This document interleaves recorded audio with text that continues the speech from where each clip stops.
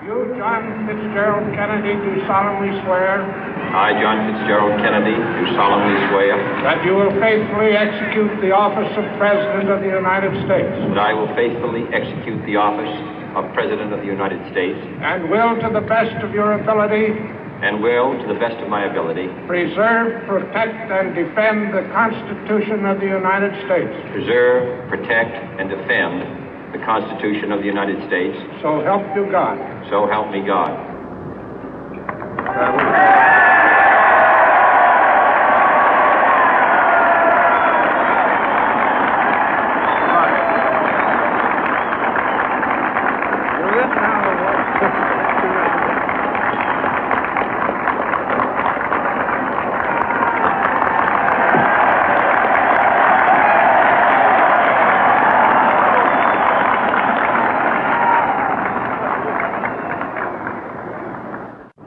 Vice President Johnson, Mr. Speaker, Mr. Chief Justice, President Eisenhower, Vice President Nixon, President Truman, Reverend clergy, fellow citizens.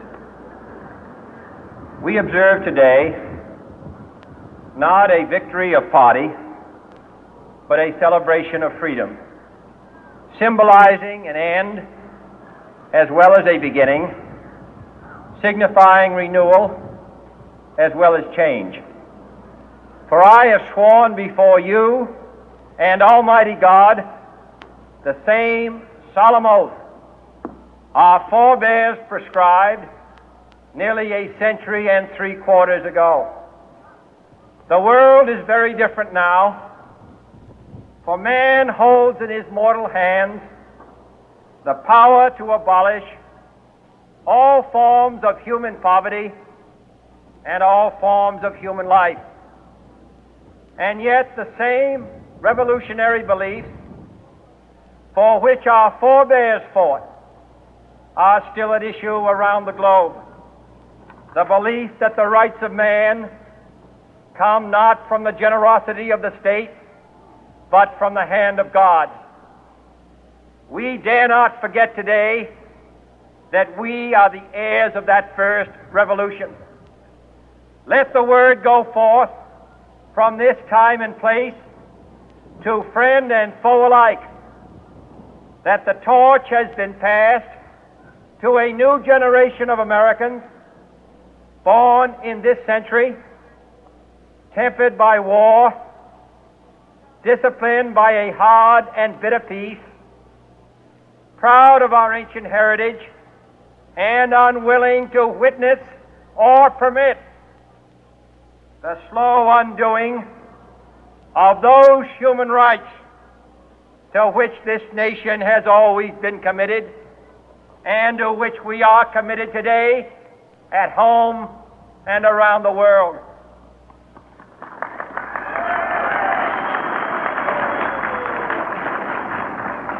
Let every nation know, whether it wishes us well or ill, that we shall pay any price, bear any burden, meet any hardship, support any friend, oppose any foe to assure the survival and the success of liberty.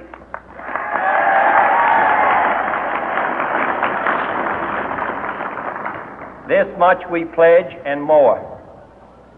To those old allies whose cultural and spiritual origins we share, we pledge the loyalty of faithful friends.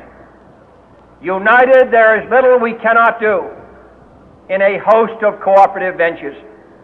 Divided, there is little we can do, for we dare not meet a powerful challenge at odds and split asunder.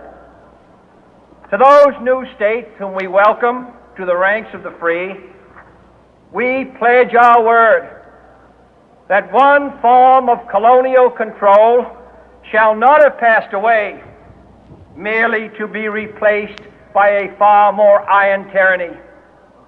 We shall not always expect to find them supporting our view, but we shall always hope to find them strongly supporting their own freedom, and to remember that in the past, those who foolishly sought power by riding the back of the tiger ended up inside.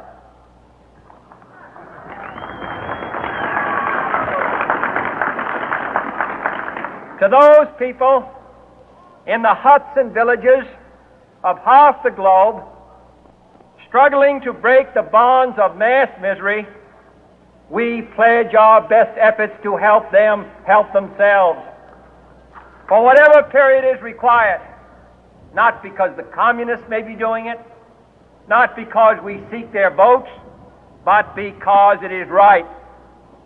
If a free society cannot help the many who are poor, it cannot save the few who are rich.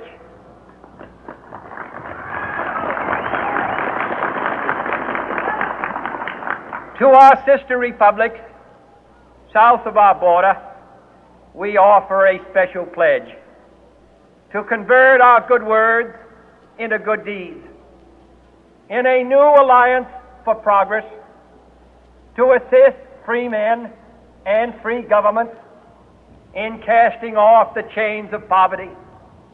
But this peaceful revolution of hope cannot become the prey of hostile powers. Let all our neighbors know that we shall join with them to oppose aggression or subversion anywhere in the Americas. And let every other power know that this hemisphere intends to remain the master of its own house.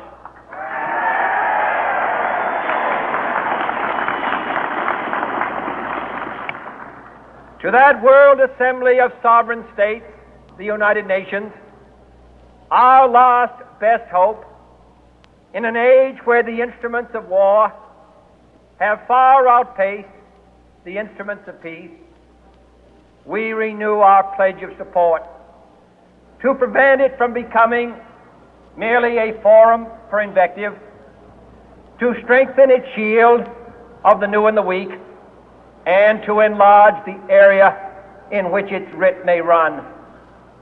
Finally, to those nations who would make themselves our adversary, we offer not a pledge, but a request that both sides begin anew the quest for peace.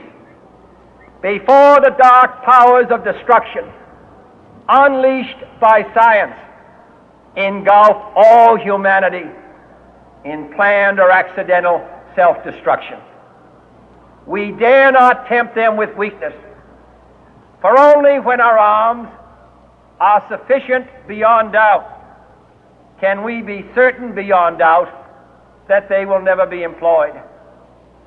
But neither can two great and powerful groups of nations take comfort from our present course, both sides overburdened by the cost of modern weapons, both rightly alarmed by the steady spread of the deadly atom, yet both racing to alter that uncertain balance of terror that stays the hand of mankind's final war.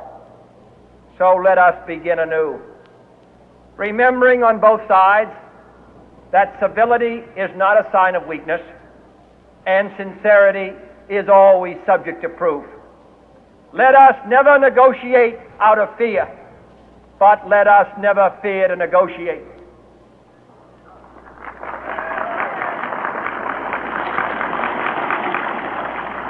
Let both sides explore what problems unite us, instead of belaboring those problems which divide us.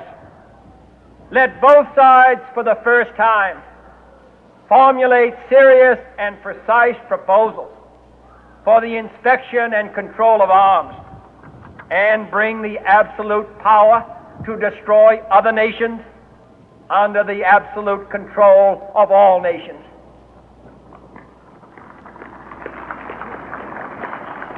Let both sides seek to invoke the wonders of science instead of its terrors.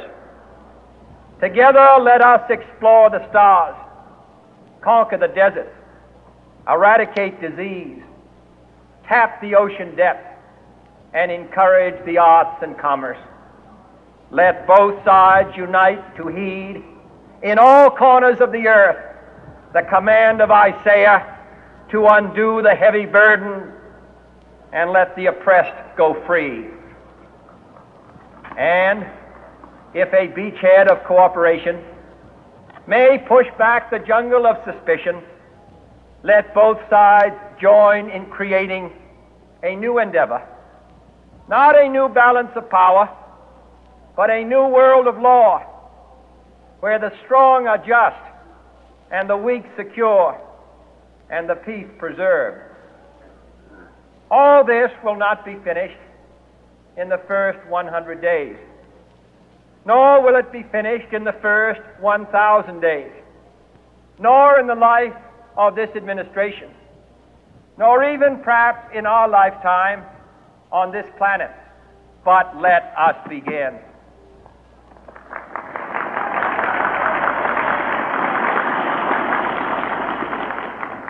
In your hands, my fellow citizens, more than mine, will rest the final success or failure of our course. Since this country was founded, each generation of Americans has been summoned to give testimony to its national loyalty. The graves of young Americans who answered the call to service surround the globe.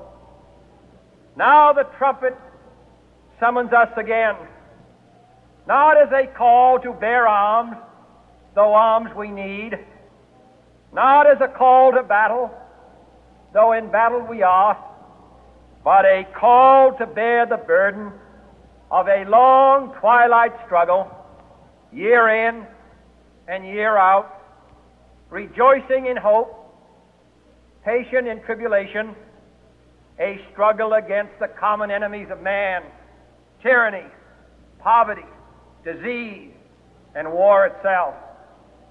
Can we forge against these enemies a grand and global alliance, north and south, east and west, that can assure a more fruitful life for all mankind? Will you join in that historic effort?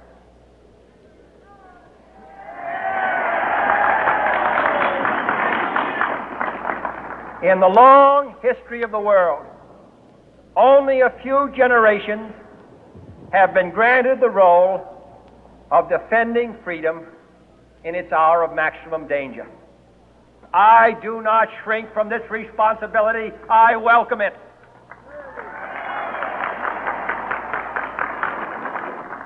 I do not believe that any of us would exchange places with any other people or any other generation. The energy, the faith, the devotion which we bring to this endeavor will light our country and all who serve it.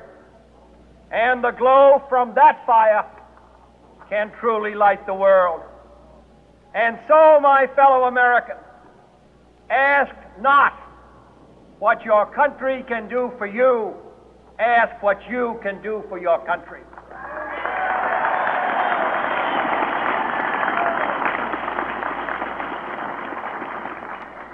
My fellow citizens of the world, ask not what America will do for you, but what together we can do for the freedom of man.